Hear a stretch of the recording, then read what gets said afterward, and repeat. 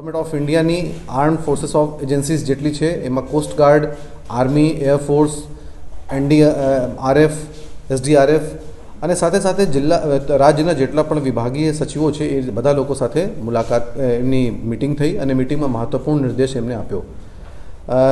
જે જિલ્લાઓમાં વધારે વરસાદ પડી છે એ તમામ જિલ્લાઓમાં માનનીય મુખ્યમંત્રીશ્રીએ રૂબરૂ એક તમામ કલેક્ટર જોડે વાત કરી છે. તમામ પ્રભારી સચિવશ્રીઓ પણ જિલ્લાઓમાં મુલાકાતમાં છે અને પ્રભારી મંત્રીશ્રીઓ પણ જે ભારે વરસાદના જિલ્લાઓ છે તમામ જિલ્લાઓમાં એ લોકો બી છે. અત્યાર સુધીમાં જે આઈએમડીના ડેટાની વાત કરીએ તો આવતીકાલે અને પરમ દિવસે 2 દિવસ હજી હાઈ એલર્ટ છે, એટલે તમામ જિલ્લા કલેક્ટરશ્રીઓને એ માહિતીથી અવગત કરાયું છે.